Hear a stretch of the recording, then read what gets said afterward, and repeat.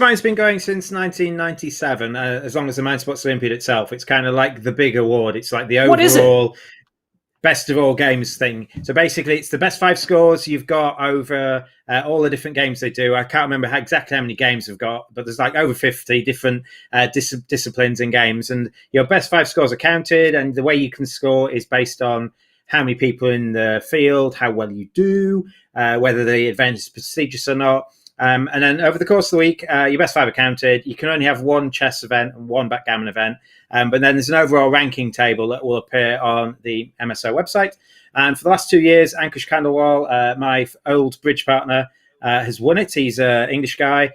Before that, it was James Heppel. And I think before that, it was Andres Kusk, one of the Estonians who often comes over to London, but is now probably playing in his home at the moment.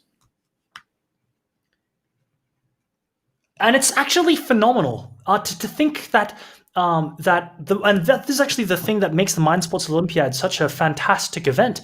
There is no other board gaming tournament that is as broad and as diverse and seeks to award the world's strongest board gamer across a number of different disciplines as the Mind Sports Olympiad does. And because of the sheer nature of the challenge, we have had an extremely high level of competition over the past 4 years of the MSO's history compete for this coveted prize of the Mind Sports Olympiad. And without exception, actually largely the Pentamind winners have tended to be men, and without exception, all of these men have been extraordinary thinkers, extraordinary visionary people in their sports, and their success in gaming certainly has scaffolded well to other aspects of their life. I, for one, am very much looking forward to the day when we crown our very first female Pentamind champion. Although I think we need to address the participation of women in high level board gaming in general, which is very much a well documented thing, particularly in chess, with different divisions and the comparative strength of players. Oh dear, I've just received a notification. Am I live still, Steve? Can you hear me? I can hear you, yes. Hello, okay, good, all right. I thought I was talking to air again and was... I think the feed might have stopped there. Give me a second. Okay, would you mind having a check-in with Bartek for me and coming back to me to let me know if we're still live? Yeah, I'll sort that. I'll let you carry on chatting. Yeah. Are we still live, Bartek? We are. It's just that it looks like the game's paused. Oh, fantastic! Okay. Good. Yeah. All right, thank you so much, Bartek, for stopping by.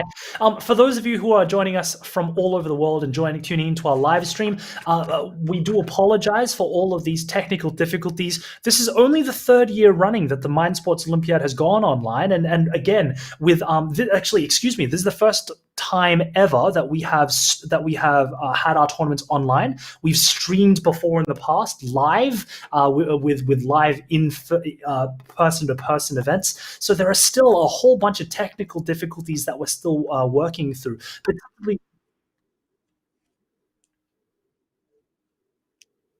Oh, fantastic! Thank you so much. Thank you so much, Bartek, and we're still live. Just to check in with you. Oh dear, that's something. Can you ask whoever player that is to ask Rihanna to move their cursor? That's something that should not be broadcast live right now. Yeah, we shouldn't. Thank you so much. Cheers. Good. Thank you so much. Looks like it's moving again. Okay, we're back, ladies and gentlemen. So thank you very much for your patience. It looks like we're heading straight back into the game. The Pentamind, hopefully over the course of this month of August, which is the duration of this tournament, we'll be able to update you with our Pentamind standings, and we'll be able to bring you more of these stories of these incredible individuals and what they get up to in their lifetimes. Past winners include Demis Hassabis, who is very deeply involved. He was one of the creators of the Google DeepMind program and very much involved in artificial intelligence. Ankush Khandelwal, who's currently on table 1 in the semifinals, hopefully we'll get to see him in the finals, is currently also simultaneously competing in the World Bridge Championships representing the United Kingdom. And I'm actually going to stop talking about the Mind. Hello. Hello. Yeah, he's actually not playing in the World Bridge Championships. He's playing in the Bridge event, a part of the MSO. Excuse me. So he made day 2 basically as a 2-day qualifying thing. So he's made day 2 in Catan and Bridge, and he's been playing them simultaneously. And there's not many people in the world who could play simultaneously, and there's even fewer who could play simultaneously and still be in both competitions doing well. I've talked gaming a lot with Ankush because in 2018 I beat him in Catan and a whole bunch of other games that required less calculation and more table talking. And we had a fantastic conversation on empathy and negotiation. And I went and visited him up in where he lives, which I shouldn't say on screen. But he's a professional pot limit Omaha player, and he used to be a high level stock trader, so a high level day trader. So he certainly does have that quick brain. I want to draw our attention here to the chat, which is extraordinary. Rihanna is pointing out green as being, and we've got a winner. Fantastic. We've got a winner. Young Niger. Right. Fantastic. You were right. Played.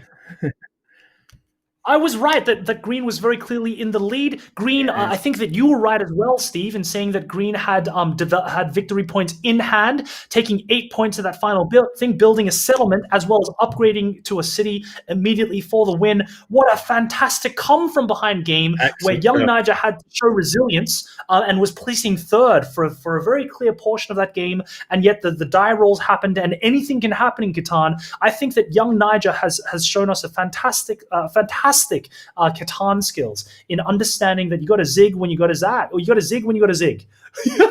Definitely.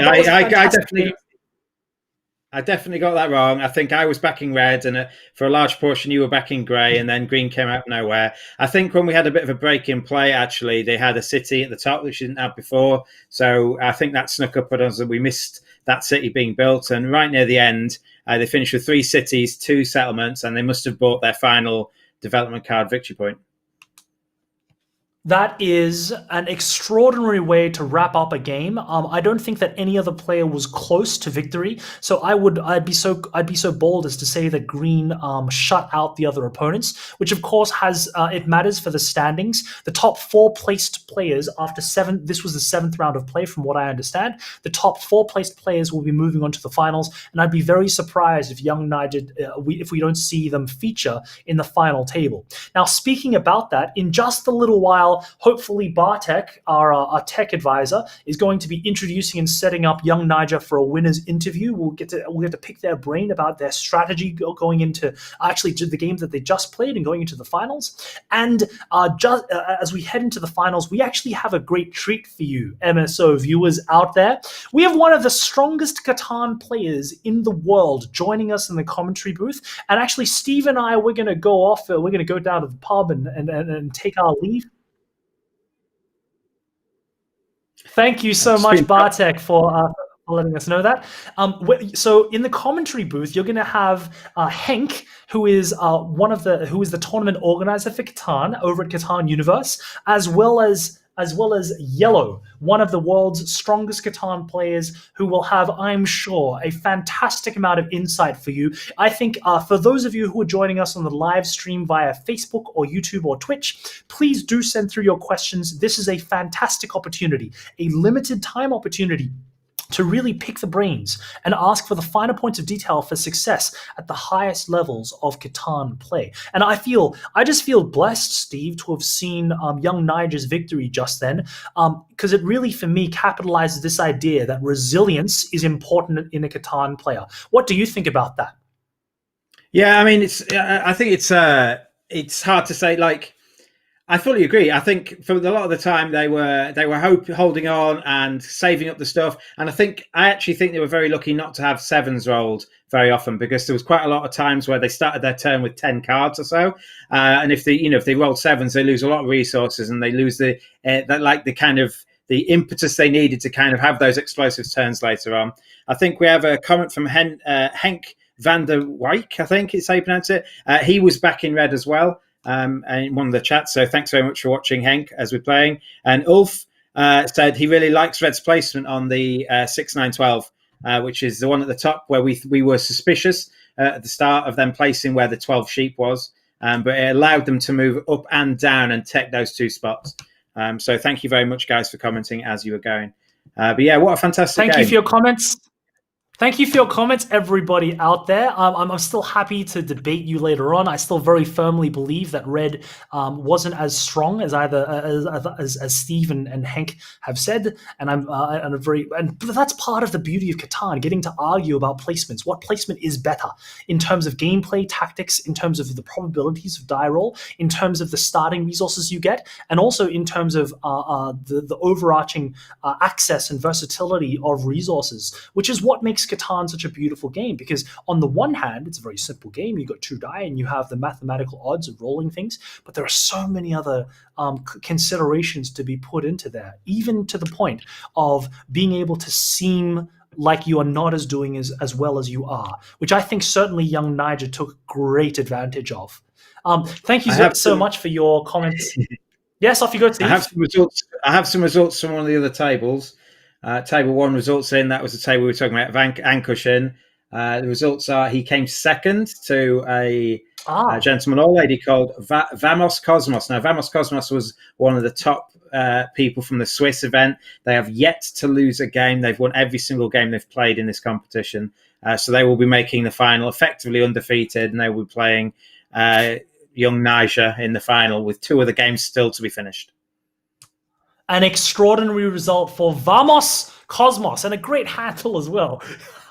To end up undefeated through this particular gameplay tournament is quite an achievement, because there is no winner's advantage. All of the table numbers and the placement orders are randomized throughout the day. So for Vamos Cosmos to consistently be performing well, to be undefeated throughout the entire run, it either means that they are extraordinarily lucky, or even more likely that they are just that good. And considering the fact I've sat across the table from Ankush, I've picked his brains about this, it would not have been a normal effort which would have beaten him up in the course of this gameplay. So a massive congratulations, and I'm very much looking forward to tuning in to Hank and Yellow break down the gameplay of 2 of our 4 finalists so far. We'll be joined by young Niger, who we just saw dominate in our table 2, and Vamos Cosmos, who is our undefeated.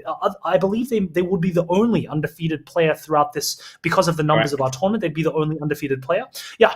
So through the Swiss pairings, which is exciting for me. If you are interested in joining in on the Catan action, there is, first of all, we have another day of streaming Catan later on in our schedule on August 29, Saturday, August 29 from the top of my head. I could have got that wrong. Please feel free to join in on MS World. Have I got it wrong? Off you go, Steve. Please correct me. There's 2 more. There's the one you're talking about, is the Catan Bullet, which is identical to what we've just seen now, apart from you get a much shorter thinking time and trading time. You get 70 seconds a turn, and that is on Sunday the 23rd. And on Saturday the 8th, that is this coming Saturday, there's Cities and Nights, which is Catan with the ever-popular expansion, Cities and Night expansion. And I believe they're all played on the same site. So if you want to join in, it's completely free, but we ask you to familiarize yourself with how the site works before you play the games. And there is a Discord server. So if you've used Discord, they're all the kind of the standings and the pairings and all that sort of stuff. So all the information you'll need is on Discord server, which you will get once you've signed up through the MSO webpage. So if you go to the MSO website, it's at top of the link there, Mind Sports Olympiad. It's msoworlds.com, I think it is. You can sign up to one of the many. Oh, thank you so much, Bartek. It sounds like, so to all of our listeners out there, we've got our winner, young Niger, joining us via audio only. Young Niger, can you hear us? Hello. Hey there. Yeah, I can hear you. Can I say, so my name is Chris, this is Steve. Hopefully you'll be able to, we've been trashing your playthrough the entire day, so you can go back and listen to us badmouth. No, I'm joking, of course. You've just shown us an extraordinary show of resilience in terms of Catan. I would say that for a vast majority of the game that you would have been placing 3rd, clearly behind red and gray. And yet you consistently made your first settlement and then your second settlement seemingly out of nowhere. So first of all, I'd like to say congratulations on winning, but how did you do it? And what were the things that you would say that allowed you to be able to take it out from what seemed like a very tough table? Yeah, thanks for saying all that, Chris. I appreciate that.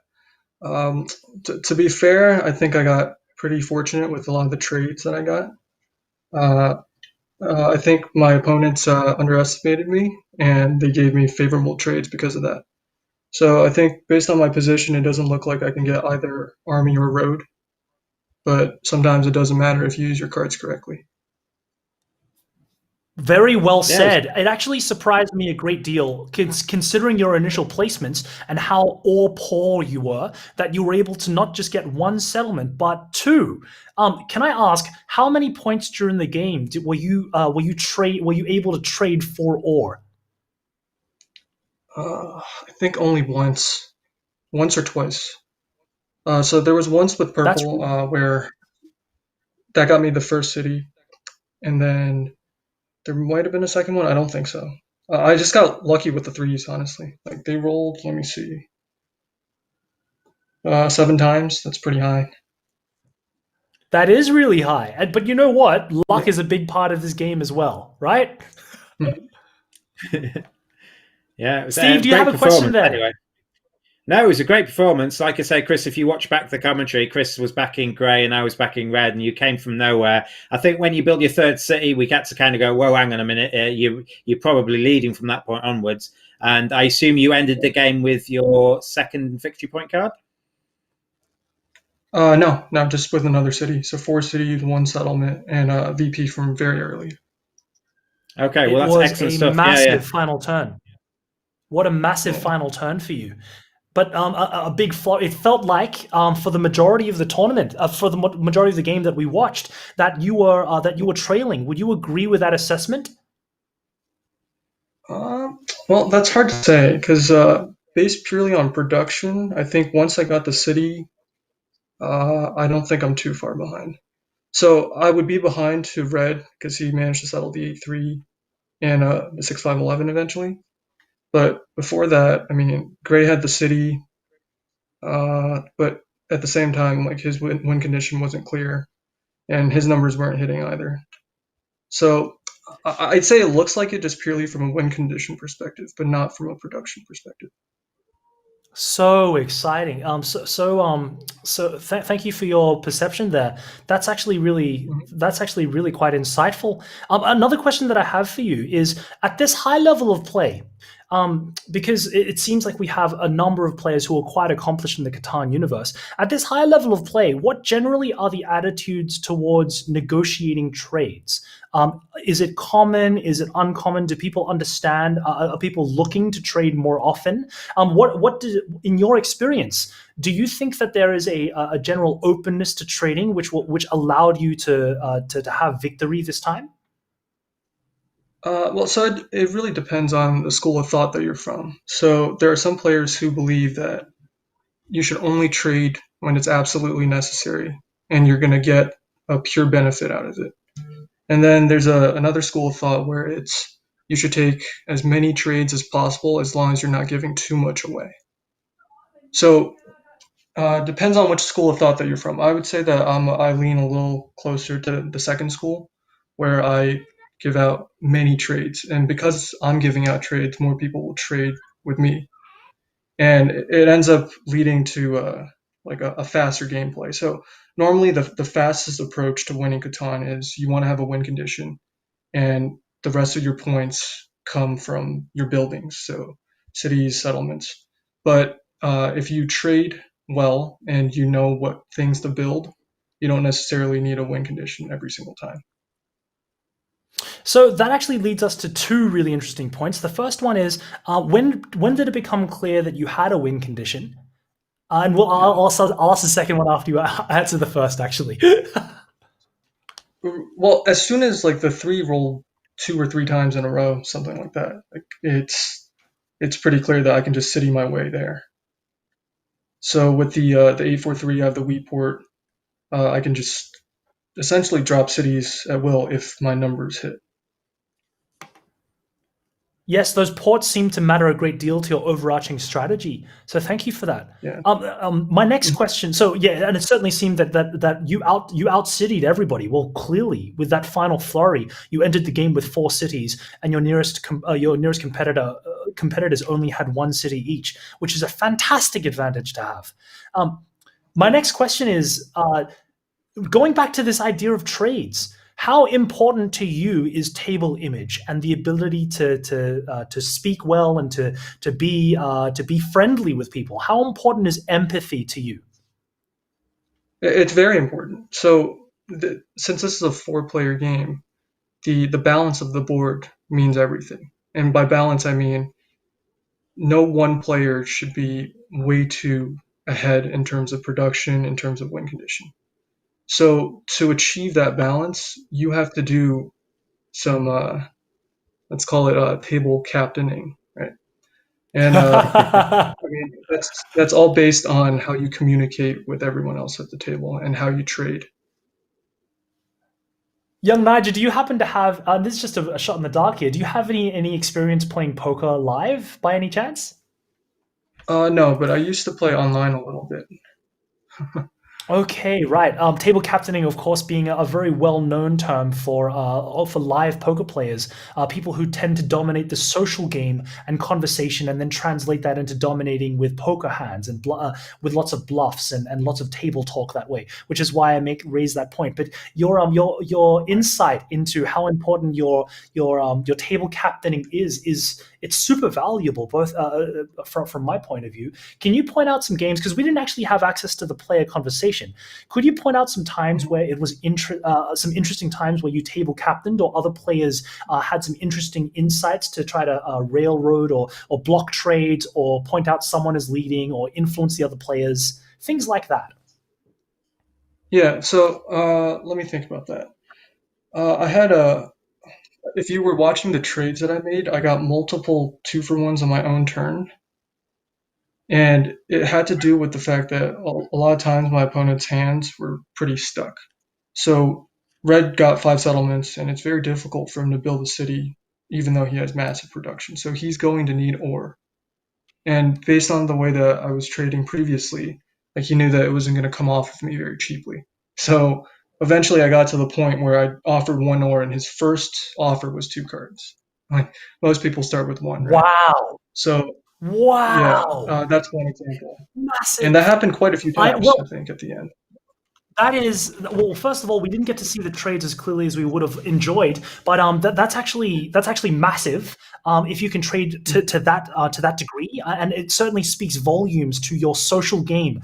And I very much look forward to seeing you further do well in the finals, which are just around the corner, as well as future Catan tournaments. And I've got the feeling that we're going to hear your name quite often, young Niger. I'm just getting the note from production that we need to wrap things up quickly, so I just thought that we would leave with one final question to you, young Niger, which is, if you had a piece of advice for someone wanting to grow their Catan skills, what do you think is the most beneficial thing, or a piece of advice that you would offer? So I would say focus on one thing at a time. If you want to improve your trading, go into a game purely with the thought, I'm going to make the best trades I can. And you evaluate that based on the effects that happen from your trade. So did I give a city for a settlement? Did I give a development card for a city? Something like this. So if you take things step by step, at some point in time, you're going to get good at everything. And then that's when you become the best player you can be. Fantastic. What a great opportunity for our live stream listeners and audience members to pick your brain. We're looking forward to seeing you flourish on the final table, and hope that we'll get a chance to tune in again with you at the winners interview at the end of this. I know that it's been a long, exhausting day for you so far. You've got a short break now before your finals. And I wanted to take this moment to thank you very much for joining Steve and myself for this chat. Steve, do you have any final thoughts before we wrap things up with young Niger? No, I just have a great time in the final. You seem like you know exactly what you're doing, way better than myself anyway. So thank you very much for taking time to chat with us, and we wish you the best of luck for later. Great. Thanks a lot, guys. Really liked speaking with you. Bye, young Niger. From all of us here at the Mind Sports Olympiad, we'll be wrapping things up very quickly here. And when we come back, you'll have the option of watching Henk and Yellow, one of the strongest Catan players in the world, in the commentary booth, break down the finals gameplay with people like young Niger and Vamos Cosmos as the rest of the semifinals wrap up. From both Steve and myself and all of the... Sorry, Steve. Yeah. We've got the last 2 finalists, actually. If you'd like to know the names, if you are supporting your friends, we've got Gum00 or Gum Double O, and we've got CYT Mike, Sight Mike, are the two other finalists, as well as Vamos Cosmos and Young Naj, who've just heard here. So they'll be the people who'll be joining. If you're watching later, they'll be the people at the table. So thanks very much. A really exciting finals is lined up for you. From all of us here at the Mind Sports Olympiad, we'll see you in just a short amount of time. Thank you for tuning in. Bye for now. Bye. Bye.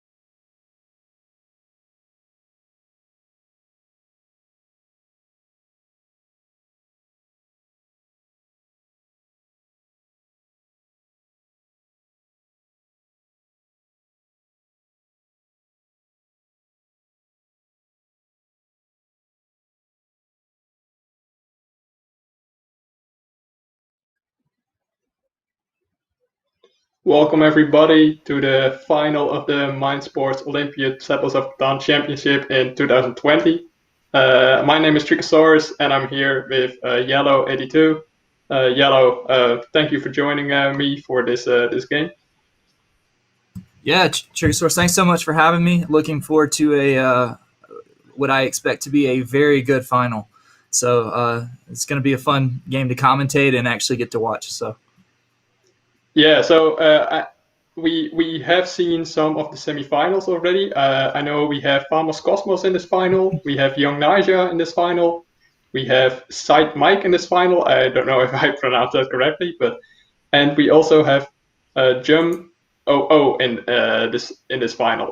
Do you know any of these players, and what do you think of them? Yeah, I actually know two of them pretty well. I actually played Vamos Cosmos twice in the earlier rounds of the Mind Sports Olympiad.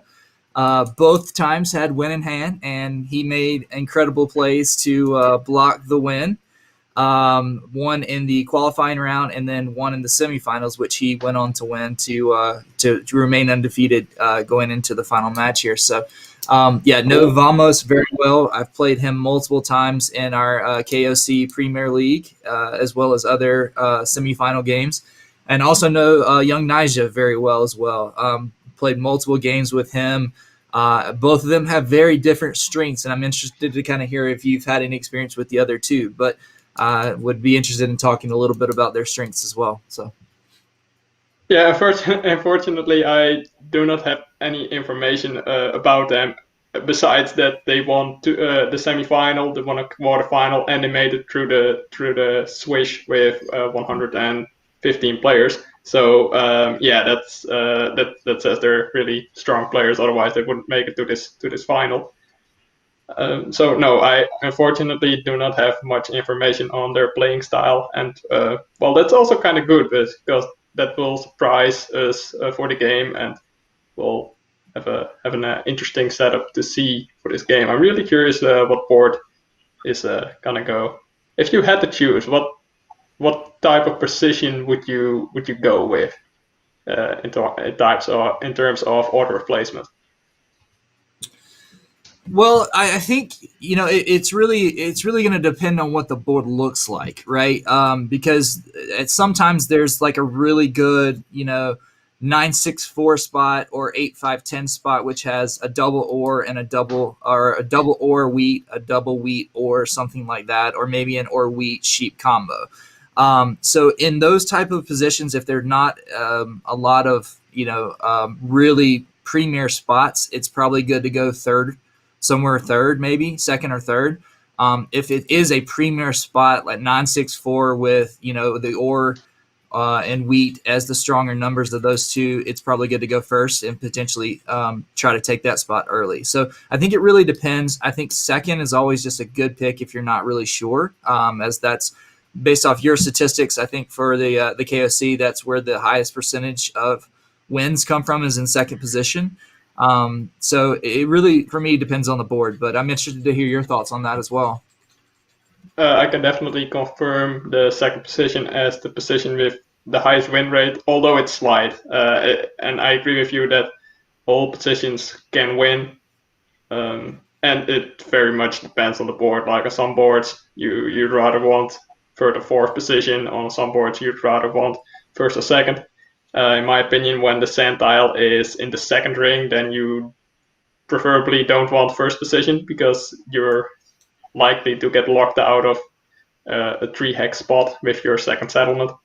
So we'll see how this board turns out. Like I said, I'm really curious to see. About Young Naja, I think he's a really, really strong player, one of the best in the world.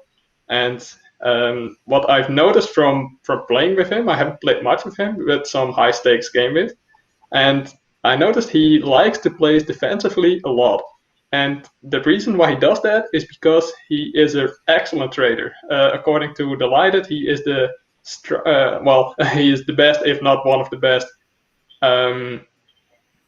traders in the game of Catan. So that's so I'm really curious to see how this works out. You also saw in his semifinal that he was able to come back from well, according to the commentators, a position he could not win from anymore, but he did manage to get back into it by getting really good trades. So I'm curious to see if that will happen in this game as well.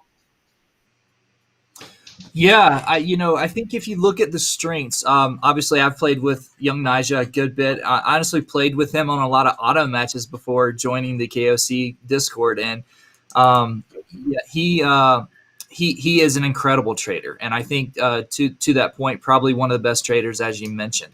I think when you look at the strengths of the two people that I know here specifically, Vamos and young Nija. Young Nija is just a great strategist. Like he blocks defensively. He trades really well. I think when you look at Vamos, I don't see a whole lot of misplacements from Vamos. So like when he starts the board, he sees really good positioning and doesn't make a lot of mistakes on where he starts his game. And then if you look at Mike and Gum, I don't have a lot of experience with them, but I do know some of the players that played in the semifinal, one being Stocky, and Stocky's probably one of the top players in the world as well. And CT Mike was able to pull that game out. So I would expect some strong play from the other two as well here. So we do have the board. I don't know if you have any initial comments on the board here. Drake, I'll let you start there, and we'll see where we go. So it should be fun. Yeah, what I see from the start is that there is not a lot of wheat. The best number is the 4 wheat. There's also the 11, the 3, and the 12. That makes wheat, although it's already, like, there's always demand for wheat in the game, no matter how the board looks like. So all people will always try to trade for that. And it makes it so that you want to be able to settle on wheat. And also because there is quite a lot of ore. There are 2 9 ore spots and a 4 ore spot. In terms of production, that's also really important. I'd say the 5, 6, 9 at the bottom of the map and the 3, 6, 9 at the top left of the map are really interesting spot as a first settlement. Generally, I really like resource diversity and having production at the start and having rare resources as well. None of these spots takes a wheat spot into account, so I think we'll have a really interesting board with the potential for all players to get a good setup. Where would you place first, Yellow? Yeah, I think you mentioning the low wheat here being a pretty strong issue on this board. Young Nija does place first and decides to take the 8-4-3. I think that is the best position overall. I think the one challenge with the 8-4-3 here is that you just don't have a 3-for-1 that's easily available to the shoreline there. You have the ore port, and so you're having to build the extra road, and then when you get there, you're only on the 3 wood. So that's the only downside of that position. You do get the strong wheat. So I do like that position, but there are a couple of places I think that if you're not looking for wheat, the 5, 6, 9, as Vamos is looking at here, I think we're looking at it from his screen perspective. The 5, 6, 9 is a good spot. I think also, if I'm looking at some other spots, maybe the 8-4-3 or the something like that. Those would be my thoughts right now. Yeah, so you're talking about the 8-4-3 on the right side of the board, I assume. Yeah, I don't see any other. Correct. Yeah. Yeah, so I was thinking maybe young Naja expect the 9 to 10 with the ore and the 2 wood spots to be left open, and then he'd have a brick board available to him as well, although it's quite risky because there's an 8-5-10 nearby, so he might be cut off to that brick board, so might not be as valuable, but that could be a way to get all 5 resources in quite a good balance as well. So Farmers Cosmos is next up to pick, and he's hovering over a lot of spots, including the 5, 6, 9. Okay, it seems like he's gonna go with the rare weed spot. I like this, but the thing I find really difficult to value about the board is like you leave open so many high producing spots for 3rd and 4th position. Like 5, 6, 9 is still open, 3, 6, 9 is still open, and 5, 8, 10 is still open. 4th position will be able to combine 2 of these spots. Do you think this 9 for 11 is good enough to justify that decision? Yeah, it's an interesting play. I think Vamos is really valuing the wheat here. It's tough to say. I mean, the production is just pretty low, but also by taking that spot, you're also leaving higher production spots open as well, as you said. So he may be looking to get the higher production spot on the second, which may not be as good, but it may be good enough to support that, right? So if you're looking at something like that pairs well with that, he's looking at a potential, strong or wheat combination. So he's going to probably need to get sheep. Which the 692 or the 639 or the 6311 or the 61112. I don't think the 659 is going to be available, which also is going to take away the 6912. So I don't know where he's looking to potentially go with this. I think he may think 692 gets taken and he can maybe get on like a good wood brick combination, which would be like the 8-3. Well, that's going to get taken now. So, so I'm interested to see how Vamos is going to play his second placement here, because I think that's going to be tough if he's not able to get a good sheep position. So we'll see how it plays out. Yeah, I do expect there to be a good sheep position left because not everyone wants to settle on a good sheep number from the start. And there are a lot of high sheep numbers, like there are 2 6s and an 8. And well, the 11 could also work within the Orvid sheep. You don't necessarily need the highest sheep number to make it work. So this 8-10-3, you get a good wood, good brick. So maybe you can make strong road building strategy with this. And you set up for a combination with either the 6-9-3 or the 5-6-11. So in the case side Mike doesn't take both of these spots, you have a really strong setup with this 10-8-3. However, I could see him actually just picking both and playing without wheat here. You have some good boards available on the 3-6-9, and just with playing with so much production makes it very strong, even if you're playing without the rarest resource and even if you're playing without wheat. Yeah, where do you go here in fourth? I'm just kind of curious, if you were playing this board, what would you do? I think I have an idea of what I would do, but I'm just curious your thoughts. I think you do want to start with a little bit of wheat. It's not that important, but I think maybe 5-6-11, 6-9-3 would be an option, but you'd have a lot of sheep, and sheep is not valuable at all. So maybe 6-3-11, 5-9-10. So the double wheat and the double brick with the ore spot. So that would be an option. Like I'm trying to also figure out how the other players don't get too many strong setups. You probably don't want to leave open the 6-9-3 for third position for a gun. So, but you also don't want to leave open this 5-6-9. So you have to take either one of these spots and block the other. As that's what my first thoughts were with 5-6-11, 3-6-9. But that might not work because you have too much sheep. So yeah. Yes. Go ahead. So let me ask you this: what are your thoughts on the 6-3-11 getting taken? So let's say he does play the 6-9-3 and the 5-6-9. Do you think he could build up to the 6-3-11 and essentially place on that? Because if you look at the other placements, blue already has sheep and wheat. Green has pretty strong wheat, so I don't think he would play the 6-3-11. And then gray already has the 3. He could potentially have a better sheep in other places. So if he places the 5-6-9 and the maybe 6-9-3 and builds up to the 6-11-3, do you think that's safe, or do you think someone else takes that just to block him from wheat?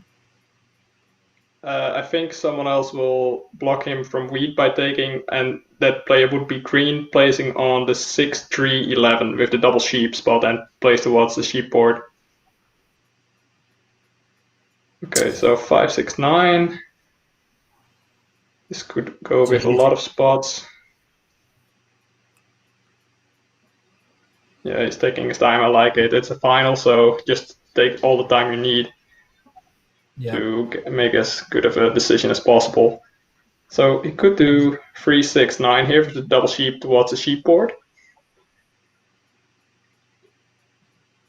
There's not a lot of wood either, so maybe that will be difficult to get on.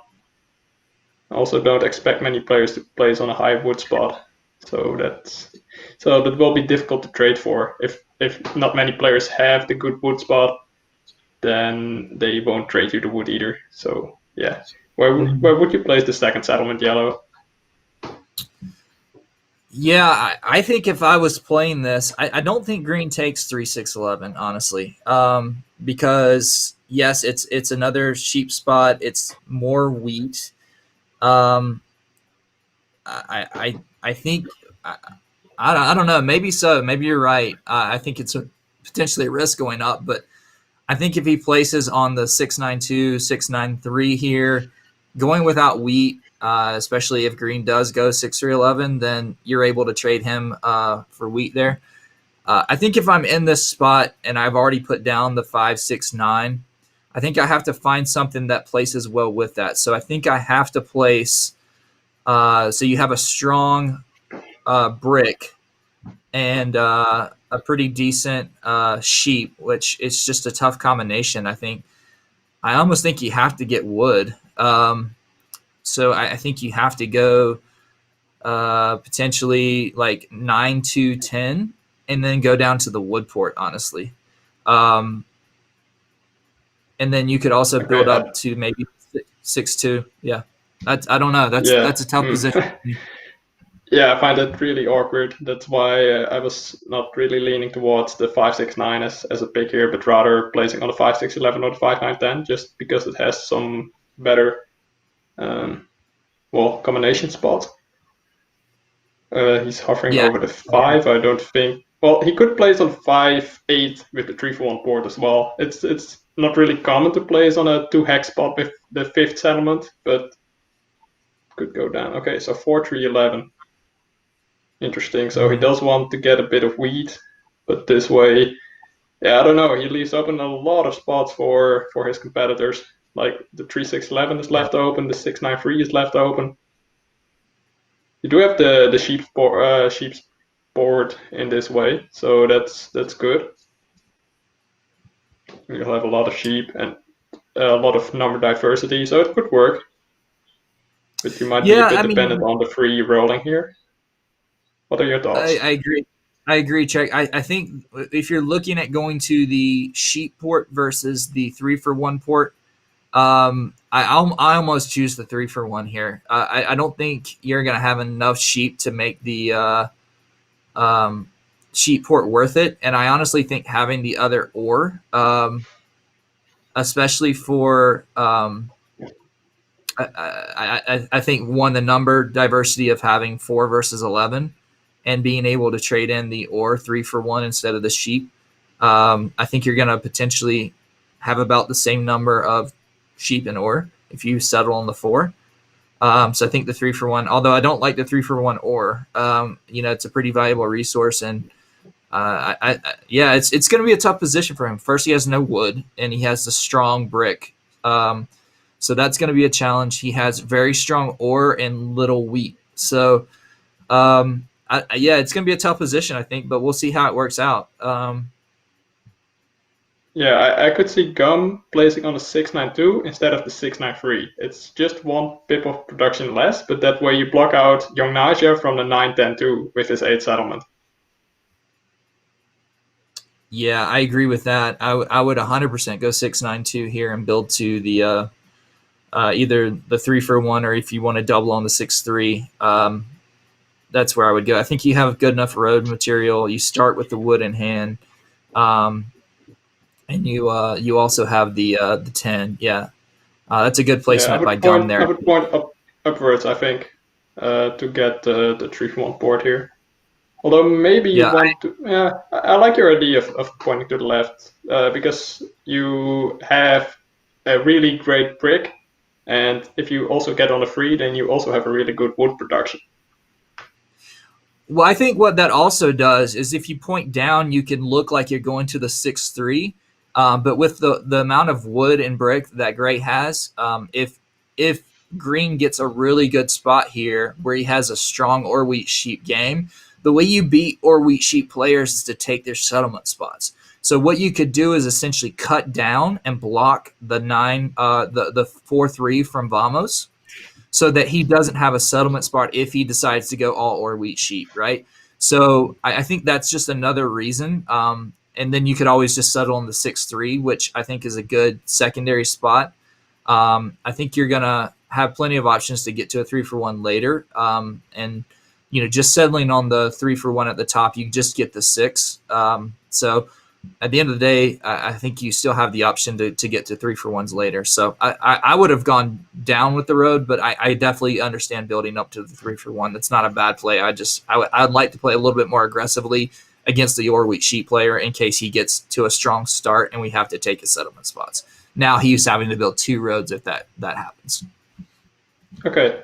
Do you agree with this 6-11-12 over the 6-3-11? I think I like it personally because you'll have you're close to the coast, so you're less likely to be locked out of spots, which is really important for the Orby cheap player, like you mentioned. It's less production, and also he plays on the 12, but I think overall this works. What do you think? Yeah, I think if you placed on the 6-3-11, you're trading 4-for-1 the whole game. You're not going to get to a port, or have a tough time getting to a port because you're not going to have any wood or any brick. So, building 2 roads to get to the 3 wood over to the left-hand side of the board is going to be tough unless you pull a road build. And I think, settling on the 6-11-12 versus the 6-3-11, I think if you go the 6-3-11, you just have so much wheat. And I think here, this also gives you 2 points of sheep so that you're able to play the depth card game with two sheep spots and 3 wheat spots. So your 9, if I'm the other players in the game right now, if I'm trying to target Vamos, for purposes of blocking him, the 9 is going to be a spot that is targeted pretty strongly. Okay.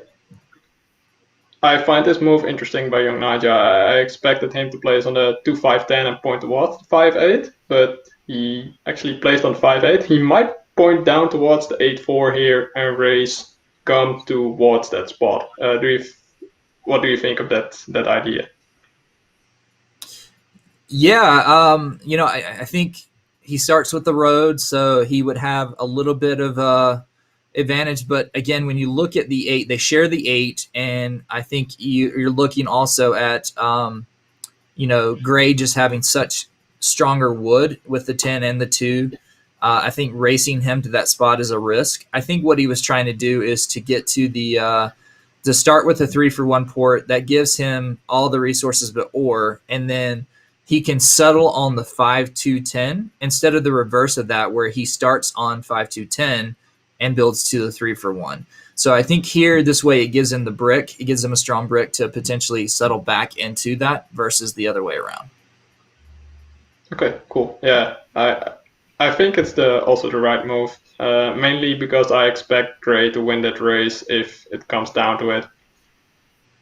I agree. There's also one really interesting spot left in the middle of the board, and that's the 3-6-11. You already expected it would be left open, and that is what I would like to mention about Farmers Cosmos' 6-11-12 pick as well. I think it's really good because otherwise I could see young Naja placing there to point towards the 9 or with the weak board. I could see him definitely do that, but now it doesn't make sense for him to do that anymore. So we have the first 7 by Side Mike. Do you typically go on to rob the leader at the start, or do you try to steal a card in this situation? Well, if I'm Mike in this situation, I don't have wood, and so I think it's highly important for him to get wood. And I know the 10 just rolled, so I know Gum has wood in hand. I would be looking to potentially block the 9. Because it blocks Vamos' ore spot for purposes of depth card games, and it also blocks Gray, who I want to rob for wood. So that's what I would be looking to do right now. But Okay, he's gonna go with the 8 brick instead. So let's see. He can't pick up wood from young Naja, so he has a brick and a sheep in his hand. Okay, he steals from Gum, so he is trying to look for the wood here. So let's see if he is able to do something with it. No, it doesn't seem like he got the wood here. So young Naja also immediately rolls a 7 to get himself unblocked. He could place it on a 9, or I expect he will do so. Maybe he's looking for a specific resource here. So young Nija's looking for ore. He doesn't have ore that he produces naturally.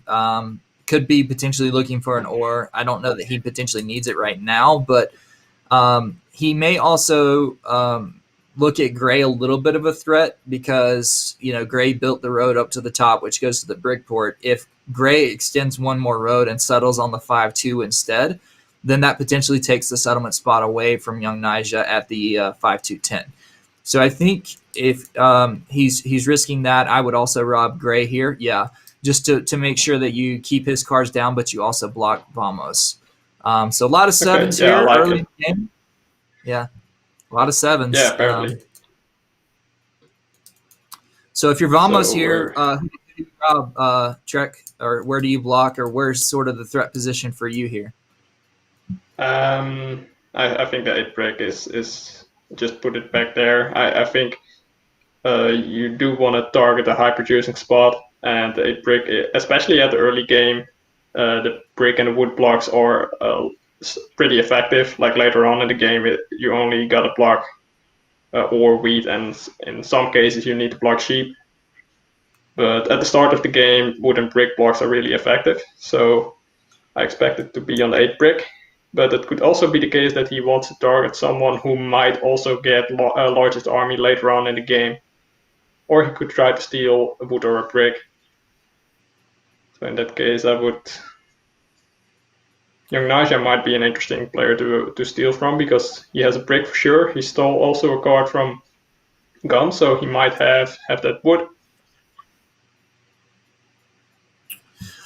Yeah, I think if I'm Vamos in this position, okay, yeah, he blocks the 3. Okay, so I think what Vamos is trying to do here, and maybe I'm wrong, is if Vamos is able to choke off all the wheat from the board, then the wheat that he has in hand is more valuable for trades for wood and brick, right? So even though the 3 is a low producing number, if he's able to block the wheat spots on the board, then he can trade his strong wheat for things like wood and things like brick. So I think it's actually a really good play, although it's not necessarily a high producing spot, to choke off the wheat so that he's the only one with wheat, and he can then demand a pretty high value for the wheat in his hand. Yeah, completely agree. And we also got to look at how important is this wheat spot for these players. Like, there is a lot less wheat on this 3 wheat is their only wheat source. So it blocks them from getting development cards, which is actually Gum now did because he rolled a 7, and he was able to complete his development card by stealing. Ooh, and the 4 actually rolled just after it was blocked. Yeah, it's amazing how often that happens in Catan, doesn't it?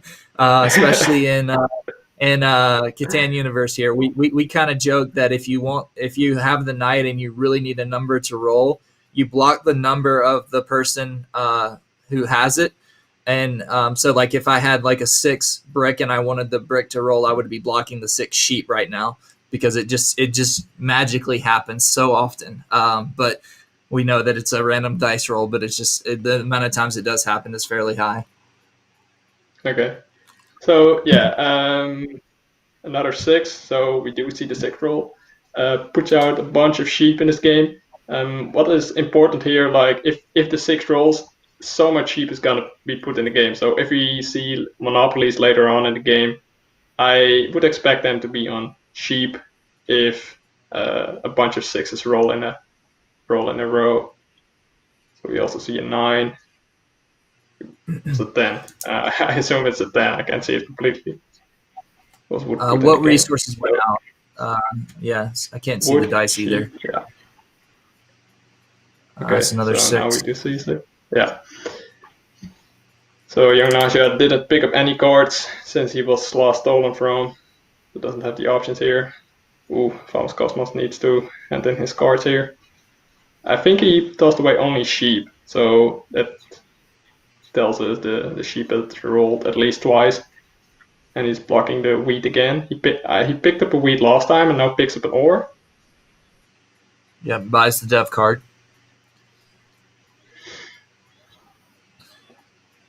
Yeah, I also think it's important for Vamos to block gray because red has no wheat. So gray is going to be his army competition. Even with the 3, right? So gray has the 6, sheep has the 9 ore and the 3. So I think that's the reason that Vamos is also blocking the 3 because red doesn't have a great wheat there at the 3 either. So if he's able to just take the wheat off the board, that also limits their dev card purchases. And so that also helps Vamos to essentially secure army later down the road. Yeah, because the rule is if you're going for one of the 2 win conditions, like largest army or longest road, you try to steal from your opponents who are also pursuing the same win condition. Or win bonus is maybe a better word for it. Yeah.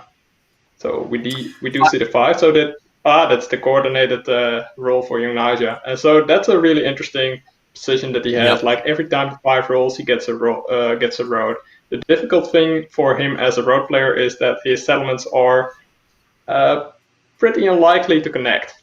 Like unless he gets the 6 to 11 somehow by building, but we'll have to see a lot of 5s for that to happen. Yeah, I also just noticed the coordinated 5s there. That is definitely a great roll for young Naja. I think Naja has quite a potential for road because, again, if you look down the right side, I don't know that gray is going to be fighting for that spot. I don't know that red is going to be red essentially may go to the 3-for-1, but I think to your point earlier, red may potentially build down to the sheep port instead. So if he's able to kind of go through and build down the right side, he can then loop around the top of the 5 as well. Or he could also build to the left side and block Vamos' spots a little bit, and then he has a lot more room to run out there. So be interesting to see which direction Naja chooses to go here.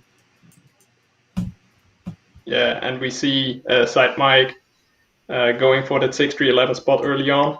I like it. It's a really high producing spot, and he actually gets the 2nd road. Wow, okay, so very close to settling there, only needs 4 more resources, and we do see the 7 roll from young Naja. So what cards does he lack? I believe he has sheep. He picked up wood brick from the last time, so I think he needs a wheat to settle. So where can he get a wheat? We know red doesn't. I believe young Famous Cosmos still has a lot of wheat. Okay, he's actually stealing from Gum here. So let's see if he was able to get it. Doesn't seem like it. He may have been talking through a trade with Vamos on the chat that says, hey, if you he ended up blocking him anyway. But sometimes what people will do in that case is they block the other person and just trade for the resource to not get blocked. So I think I would have tried to take from Vamos there because Vamos probably has the largest portion of wheat. So I don't know. Yeah, maybe he just didn't think Vamos had any in hand. So. Okay, tries to steal I would try to steal from young Naja here if I were being Vamos, unless he's trying to go for a city right away. Otherwise, like you want to get those wood brick to be able to do roads, and we know young Naja has a lot of them. So we see the 3 rolling, which has been rolling pretty well so far. Yeah, the 3s are not great for Vamos because that's the wheat that he's trying to block for the most part, and so the more 3s that roll when that's not blocked is not great news for Vamos. Or I'm sure he doesn't like the 3 rolling. So yeah, and I do think Naja's missing the wheat, but I also think he could have tried to rob Gray in that case to potentially 3-for-1 because he has the 3-for-1 port. So maybe he was looking for like a resource like sheep. And Gray has the 6 at the top, and the 6 is rolled a couple of times, that he could 3 for 1 for the wheat and essentially settle. That may have been something he was looking to do. Yeah, that makes sense. Yeah. I saw real quick from the dice stats that the 9 didn't roll at all, so I don't expect Farmers to be able to city up real quickly. There's the 7. Seems like Farmers Cosmos needs to discard his hand as well again. Vamos only has 4, I think. 4, okay. Or did he? Yeah, I can't see it. Yeah, so I see Vamos only has 4 cards in hand. So on this 7 here, he should be safe. Yeah, I think if I'm Naja here, I'm still blocking the 9. We know the 6 just rolled, so we know that Gum has sheep in hand. If the 8s have also rolled, I haven't really been keeping the dice stats that were great. But I know the 6 has rolled a couple of times, so he blocks.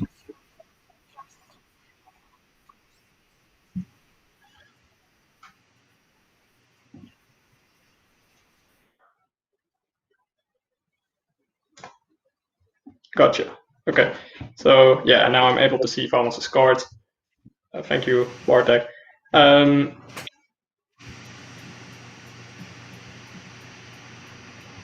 Okay. So young Naja is now looking to get its settlement, and I have a good impression that he will be able to do so by either 3 for 1ing or making a trade for the wheat here. Did you see real quick what he stole from Side Mind? I did not see what he stole. I did see that he robbed red, but I didn't see. Are you able to see the card that he actually takes? Lately, I have been able to see that. So he's offering wood brick for sheep wheat. So potentially he's offering this to Farmers Cosmos. Okay. Yep, still so not no trade. Wow. And one thing here that Nigel's holding with 7 cards in hand. So that tells me that one of two things: either he's completely stuck, or he's trying to hold the 3 for 1 to get the settlement down. So luckily he didn't get a card on that last rotation and put him at 8 and then 7 out. So hopefully he gets some cards in these next 2 rotations and is able to 3 for 1 and get the settlement down. Yeah, so we know there's so much sheep in this game because Gum now also threw away 4 sheep. He is looking to settle on the brick board. Do you like him trying to settle on the brick board over the 3 for 1 board in this case?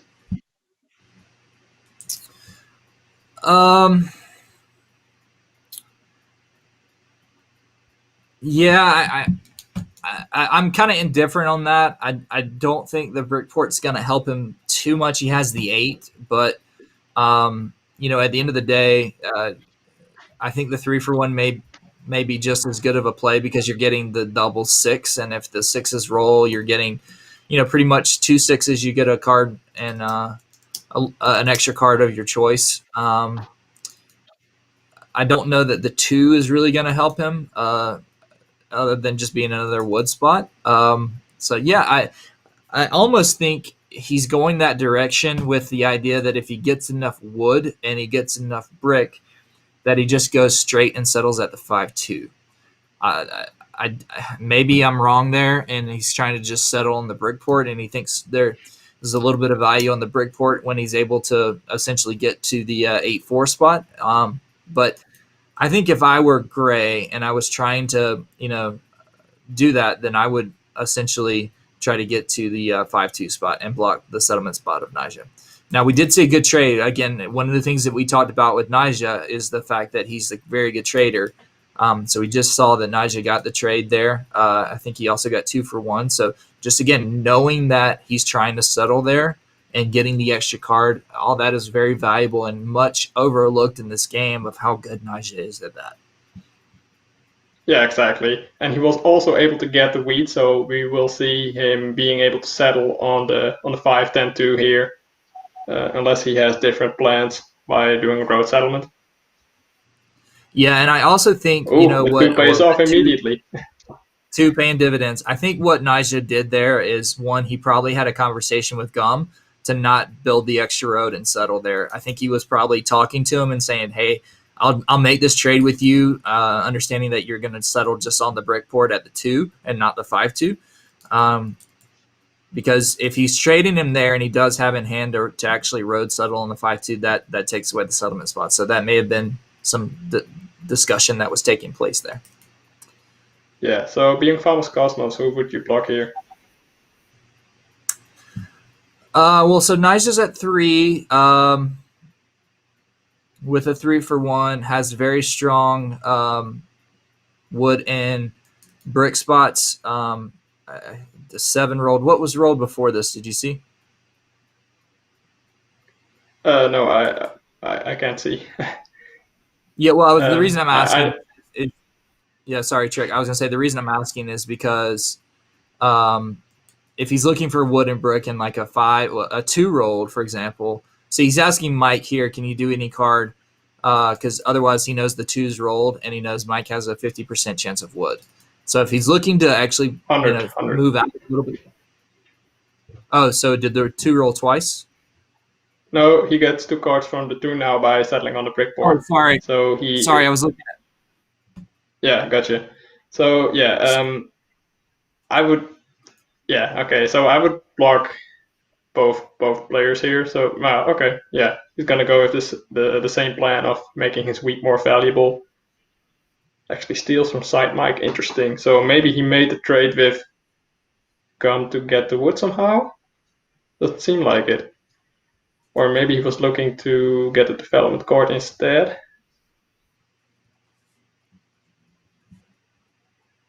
Huh. I don't expect this trade to go down because sheep hasn't been very rare throughout this game, so yeah. Very surprised to see that he didn't steal from Gum here, trying to take it wood. Okay, you see the 5 rule. I think. Yeah, so when I was looking at Gum, I was looking at Mike's card, so I was thinking he had a 50% shot, but he rolled a 2, so he had only 2 wood in hand. I think the concern for Vamos is that if he gets the wood, he doesn't have the brick, so I think he would want to get 1 before he just robs and just builds a road. Otherwise, he's getting the wood and holding it and potentially gets robbed for it later. So that may be the thought process there. Ooh, young Nyjah is offering the wood brick combination. So let's see if he's able to get something for it. He is on 11 cards though, so typically I'm very hesitant trading with someone who has a lot of wood brick when they are on 11 cards. Because if they have a good wood brick production, you never know what they're gonna do. They could just simply build 5 roads and cut off spots you couldn't hold for imaginable. On the other hand, you kind of may want to get a 2-for-1 here, so that would be interesting. I don't think young Nyjah will give away a 2-for-1 just as easy. Maybe he could get an ore somehow. I think that's his plan. Okay, so it seems like. I know he has at least the 5 rolled twice, so he has two roads in hand. Okay, let's see what he's. Yeah, that's what I was gonna say. I think he's going down and settling. Yep, that's what I would have done as well. So again, we see just those 5s rolling, being able to build road settle. That would have been the concern I would have when I was making that trade. There is that he's going to go to the 8-4, and then with him at the 8-4, I think that gives him a great chance for a road. He's doubled on the 8. He's got doubled 5s and link 5s. So he's got a tremendous amount of wood and brick for road, and now he's got the link 4s as well for potential cities. So he's in a really great spot. I think if I'm looking at the board here of who I think is the biggest threat, I think Nyjah right now 100% is the biggest threat in the game. Yeah, I completely agree with that. Yeah, absolutely. And I also think Famous Cosmos did a good move by getting that 2-for-1 trade here for the wood brick. And that also, like, his strategy was make your wheat more valuable, and he was able to say, like, hey, the other players don't have wheat, so if you want this trade, you got to do it with me, and you got to do it with my terms. So yeah, that really worked out, and I'm really curious to see if Vamos Cosmos is able to make some production moves sooner. If he gets on the 9-12, he has 2 ore spots, 2 sheep spots, and 3 wheat spots, so that makes it very difficult to block him. If he gets it. Yeah.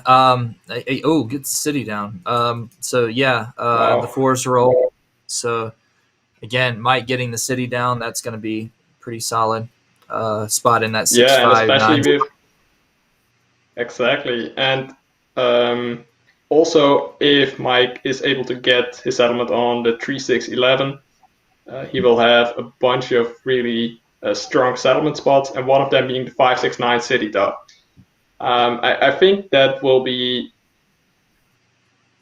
well, if he gets the settlement down, he definitely takes the lead over from Young Naja, in my opinion.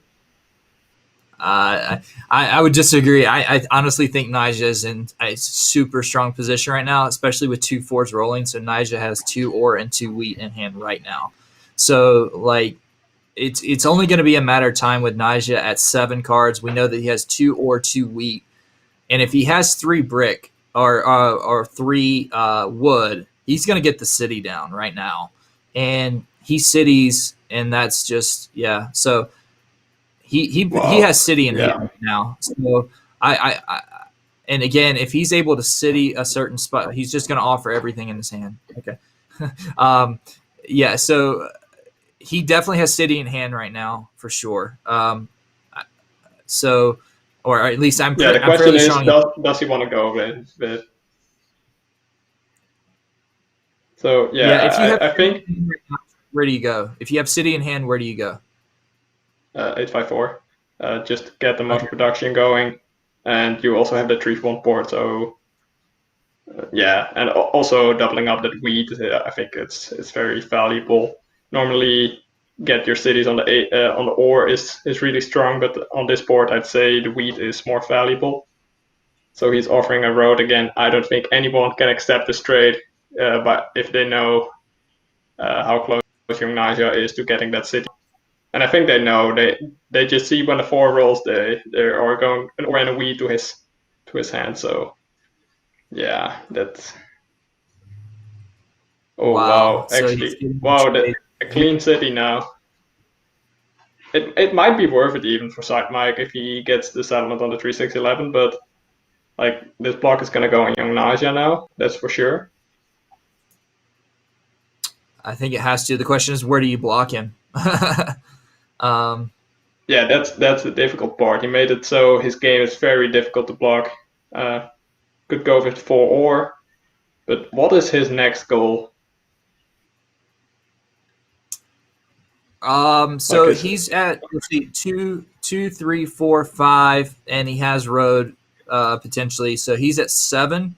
So his path to victory could be settlement on the 3-4, and then if the 4s hit. So this is why I was asking where you put the city, because I think he's going to need another city to go out, right? So if I put it on the 4-8, then I get a card of my choice on the 8. And then the 4s are linked. So you diversify yourself a little bit for the win condition, I think. I don't disagree with putting it on the 8-5-4 for production purposes, but like, if you look at where he is, if he puts it on the 8-4, he gets any card of choice on an 8. He also gets 2 4s, and it's a city, right? Because he gets the double ore. Yeah. And so, if these 4s keep rolling, this is going to be a really quick game. On the other hand, I really like placing it on the 8-5-4, because if you place it on the 8-4, that 8 brick becomes a big blocking target, just as the 4 ore. Now in this case, Vamos Cosmos blocked the 5 brick, effectively making it difficult for, well, more difficult for red than for Young Naja now. So I would actually think the other way around here. Yeah, sorry, Trey. I was going to say, and the reason I would do that is because I actually want the 8 to be a target, right? because at the end of the day, Nyjah has the 5. So if I'm able to block the 8, then the 4s stay unblocked, and then 2 4s give me the city, and then you're able to city up to it eventually, and it makes the 8 look much more threatening when he has another brick spot already. Whereas if he cities the 8-5-4, which he did, which again is not a bad play, I think at this point your 4 becomes such a strong target because that's your only weak spot. Whereas if you city the 8-4, they're more likely to block the 8 instead of the 4 because the 8 is any card of your choice. And then you have a little bit more options on kind of going either city, and then you still have your road options with the link 5s. But again, I don't think it's bad. I just think it's a different way of doing it, right? But I don't disagree with city in either place. But so. Okay, yeah, interesting. I hadn't looked at it as way that you typically want people to place it on the 8. So that's really interesting. So if I'm not mistaken, it's Gum's turn right now, and he is looking to settle on the 6. So he is offering a wood and trying to get 2 brick for it.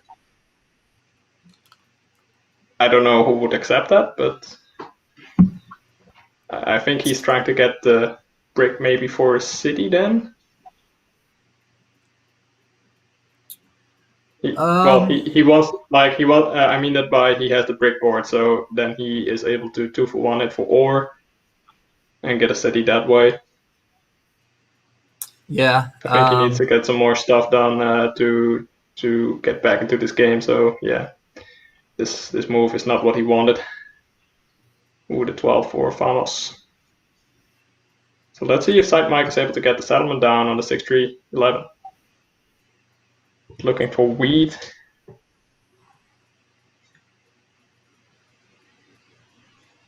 The 3 just rolled, so I think he already has the wheat. Unless he got stolen from. The 3 rolled two turns ago. So I think he's missing the brick, right? Or no? He's asking for wheat, so but I thought the 3 rolled, so I think he has wheat. Could he potentially be sitting here? Did the 9 roll? I don't know if the 9 has rolled. I know the 4 has rolled recently, so maybe he does have the city material. Okay. I think he's trying to sit because I think the 3. I'm almost 100% sure the 3 rolled. So I know he has at least 1 wheat in hand. If the 9 or 4, I thought the 4 rolled because Nyjah got 2 cards on that as well. Because I think I said if the 4s keep rolling, this game's going to be pretty quick. So I know the 4 also rolled. So I really think he's trying to city here. And if he's able to get a city on the 2-4-11, that puts him in contention. But again, I think we are at the point with Nyjah being so strong right now that unless they're able to just target him, that this is going to be a pretty quick game. So yeah, we'll see how it goes. But I think Mike's trying to city for sure. Okay. Yeah, like the reason why I thought he was going to do a settlement was because he has that trade from last turn with young Nyjah where he got the wood and a brick. So if the wheat has rolled, I can't imagine him not having sheep with that 6 and 11. So maybe he's just trying to make trades to get the city instead of the settlement. But that's what I'm thinking. Okay. Gets the 2-for-1. So okay, actually get wow. Okay. So something happened we are not aware of. So there's the 4.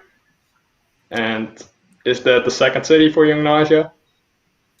He has 2 ore and 2 wheat, or he has 2 ore and 4 wheat in hand for sure. So again, this is the reason I would have citied the 8-4 because again, 2 4s gives you the city, right? So now he may have it anyway. Well, he's buying a dev card. So I think he was maybe one ore short. Yeah, maybe even the development card is better here than a city because if you get a knight, you will be able to protect yourself from getting the robber on you all the time, and maybe you're still even to get army and longest road because none of the other players has gotten more than one knight activated yet. Yeah, I agree with the play here for Nyjah just to buy a dev card. He's going to get robbed any 7 or any 7 that's rolled from now on. So this gives him a little bit of protection to protect the resources that he has. I think putting a city down just makes him even more of a target. But this way, he's able to protect himself a little bit. But even if he is just going to get the dev card and it's a victory point, then he's sitting at 2, 3, 4, 5, 6, 7 for road 8, and then all he would need to do is just settle out, right? He wouldn't have to city again. So there's not really a bad dev card for him in the deck. A Year of Plenty helps him as well. A road build potentially can help him as well. So there's not a bad dev card in the deck for him right now, so I don't disagree with taking a dev card there. Yeah, and also victory point. If he gets a victory point, that means he needs one city to get the win, to get to 10 victory points if he takes the longest road and just build settlements. Like, cities are the most difficult thing for him. Well, at least if the 4s don't roll as much as they have done so far, which could definitely happen. So yeah, that I completely agree with that. The 9 rolled, so that will bring some interesting turns here from Gum and Side Mike. And also Famous Cosmos, who got the ore from that trade last turn, so he might be able to get something on the board as well. So wood for a brick. I think this is a really good deal because both of these players need to trade with each other to get to the level where young Nyjah is on right now, and I think this is a trade that helps them both. So the wheat for 2 brick, and he picked up 2 ore, so no, he picked up 1 ore, so from the 9 roll. So let's see if that indeed means he is going to city up here. If you would city up, okay, it's no city up, it's a development card. So let's move on to Red's turn. So yeah, he did get 2 ore. Yeah, with the 9, he got 2 ore. I think if I'm at the table right now, I'm talking to someone about taking road, because again, Nyjah could be at the point where if that's a victory point, he settles and then just takes road for the win. I think someone has to compete with him for road, and I don't know who it is, but obviously Vamos should be competing for army. So even though he's only at 1 dev card with an army played right now, I still think road is such an easier win condition for Nyjah. Although army, again, if he's able just to get 4s and 8s just by dev cards, he could potentially beat Vamos to the army race. So he has so many win conditions right now. So yeah, I think someone has to take one of those 2 win conditions away from him, so that he doesn't have so much options, and you can begin to target him a little bit better of how you would block him. Completely agree with that. So he blocks the 9 ore just to prevent some quick cities from Side Mike if the 9 starts to roll a little bit more. And I believe he saw the 4 rolling again, if I'm not mistaken. Or was it the 3? Well, at least I saw a bunch of wheat.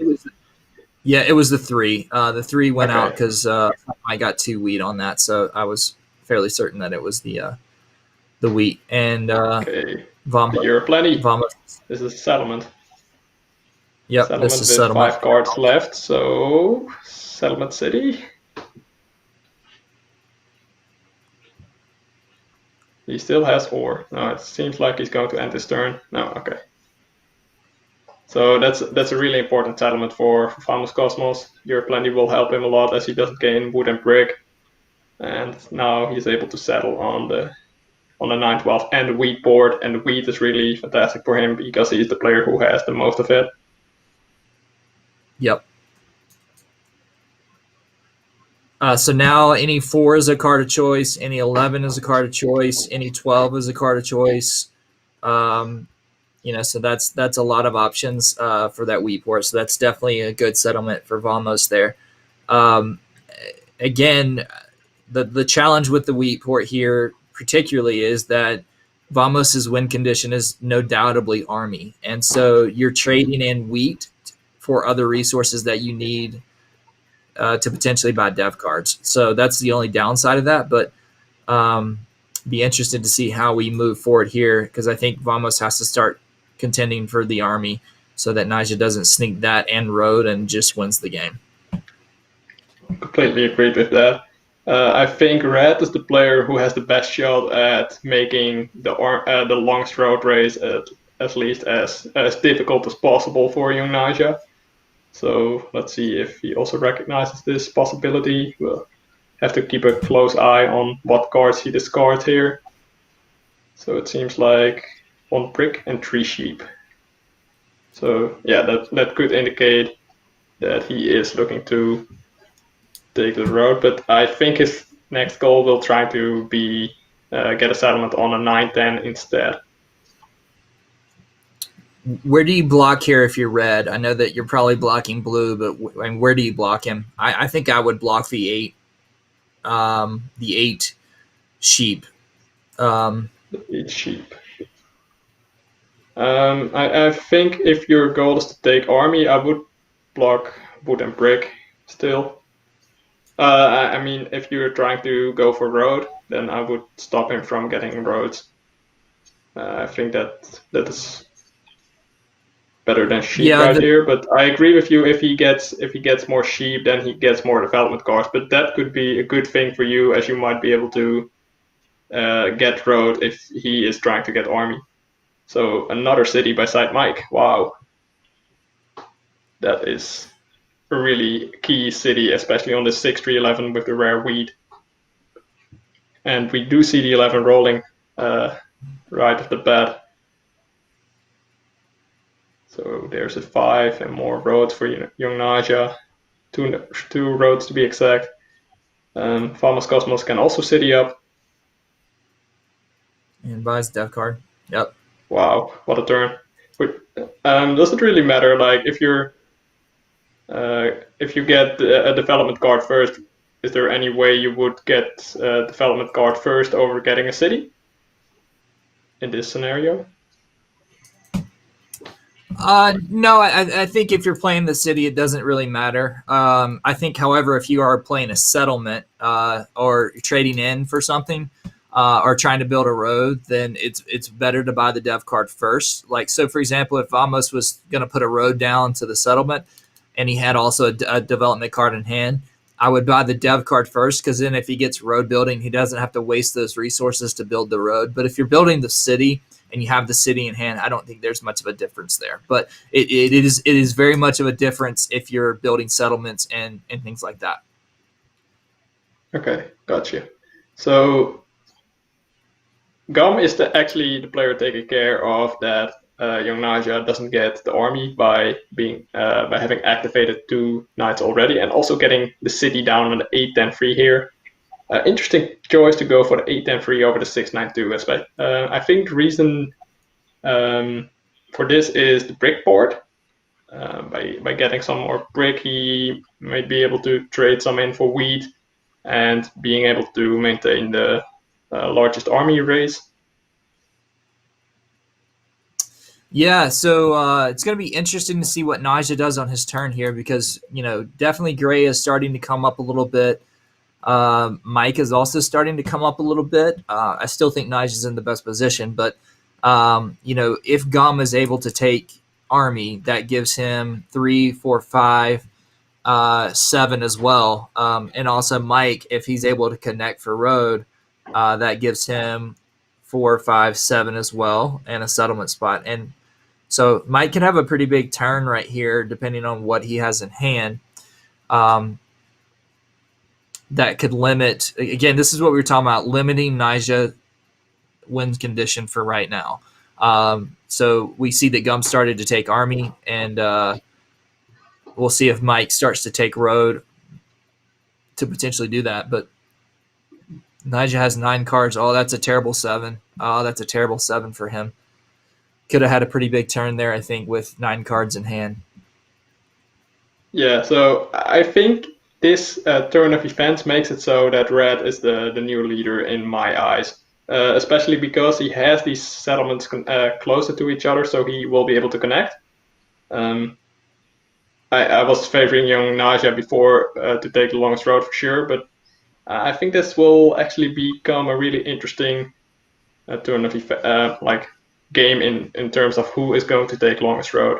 Army will be really interesting as well, as Gray has the lead in it right now, but I expect Farmers Cosmos to be able to take it in the end. So young Nyjah does get the road down just to get some cards out, and we also know what his next goal is, doubling up on the 4. And we did see the 4 roll, so this could be another strong move here. So what does Farmers Cosmos have? He has sheep. He has at least 2 wheat. Has the 4 rolled. I believe the 11 rolled in this orbit as well. I believe he still has those wheats.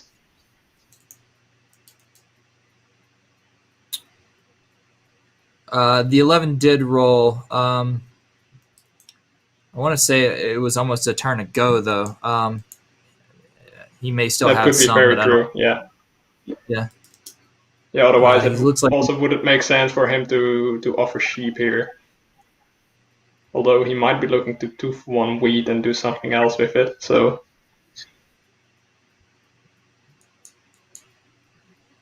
Doesn't seem like he gets any offers. Okay. Yeah, so the 11 roll, which means he's got some sheep too then, if that's the case. Looks like he has a knight in hand. I don't think he wants to move it, though, because it's on the 9, which he may think Mike's a big threat now, too. It's only blocking his ore, but he also has the 9 on the other side. So that block out of the 9 with the city and settlement for red is much bigger than Vamos, because Vamos has the 9 on the other side. So I think he has a knight in hand and just chose not to play that because of the robber being in such a good position right now. Again, we see another 4. Those linked 4s are so dangerous for Nyjah because he's got to be close to a city now. He has 2 ore, 2 wheat in hand. He gets the 5 as well. So now he has 2 wood in hand. He definitely has city in hand. Okay, it seems it seems like red doesn't have a knight. Otherwise, I assume he would unblock the 9 ore here. The 5 rolled, like you said, the 4 rolled. So this is going to be a key moment for young Nyjah. Even if the 7 rolls, he will still have a really strong turn. But with 14 cards in hand, this will be huge. Let's see what side Mike is able to do with this 8 cards. If he connects, then he'll be on 8 victory points. If this is not a knight, it could be a victory point. So 2 roads might put him on 9 and still have 4 cards available to win the game. Yeah, we see that Mike didn't move the knight. So again, he's 2, 4, 5, 6. He's now at 7 with a dev card, which we think is potentially a VP because I would have monoed there. So I think Nyjah potentially goes to 9 or potentially wins here because if he cities, that gives him, he's fairly close because he has the 10 roll. So right now. 7 right now with the army, longest road. Yeah, so he cities at 8, he settles at 9 on the other side, and if he has enough to road settle, that's game, right? So if he cities on the 5-4 or the thing that gives him, 4, 5, 6, 7, and then he has road, which is 9, right? That's exactly 15 cards. So yeah, I don't think that will happen, but it could be with a victory point from the deck. Okay, so that's a city on the 2, 5, 10. So that seems like he's very invested into taking longest road. I think it would be a good move to just exactly like what he's doing now, cut off a side mic, really taking road and really do it with like a lot of determination. And also preventing a settlement spot from side Mike by blocking the sheep board. Okay, so we see Famous Cosmos using his wheat board. Oh, he actually buys the development card here. So he wants to make sure he takes army. He has 5 points right now with 3 development cards. He might play a card here just to, if he has multiple playable development cards, he might play a development card here just because he can only activate 1 development card per turn. So yeah, okay, it doesn't seem like he's going to do that. Yeah, exactly. Ooh, actually steals from side Mike here. Interesting. So I think that kind of confirms that Famous Cosmos believes side Mike is on 7 or 8 victory points with that victory point. Yep. And he'd still be 5 roads away from winning, I believe. So, or maybe 3, 7. Yeah. 4 roads. Okay. 5, 6, 7, 8. So Nigel's at 8. So if he connects 1, 2, 3, 4, 5, 6, 7, I don't know if I agree with blocking Sight Mike there. And I'll tell you why. Because Nigel has road pretty much locked up, right? So, and Sight Mike can really only city 1 more time. So that puts him at 9. And I think Nigel, now that he's locked road, 2, 4, 5, 6, 7, 8. He has 10 cards in hand. He may just settle, and be done. So I think Nigel's win condition here is much quicker than Mike's, in my opinion. But I think, yes, Mike should be a threat as well. But all Nigel has to do is just settle, and the game is over. Completely agreed. So I would have robbed Nigel there. Okay. I agree with that. Yeah. But Famous Cosmos, who won 5 games today, or at least last 2 days, doesn't agree, so he actually stole from Side Mike. And maybe he knows more than we do. Like, if it is confirmed that this is a monopoly, which I personally don't expect it is, because, like, last turn was the perfect opportunity for a mono with Young Naja having 15 cards. Seems like there is some negotiation going on. They are probably trying to take road, combined effort. Or maybe Side Mike is waiting for is like calculating what cards are in hand for a good monopoly.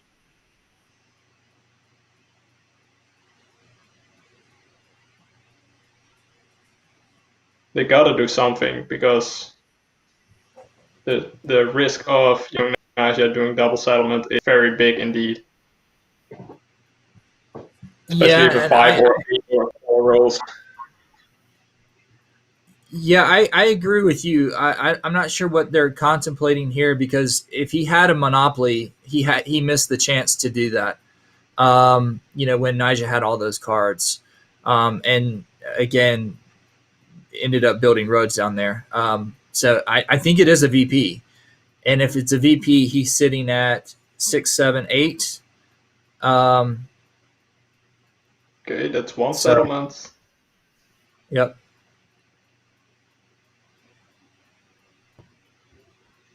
On the sheet board, so interesting. And we see the 4 rolls, so that's okay. Only wheat for ore is blocked. So let's see if Famous Cosmos does have a monopoly.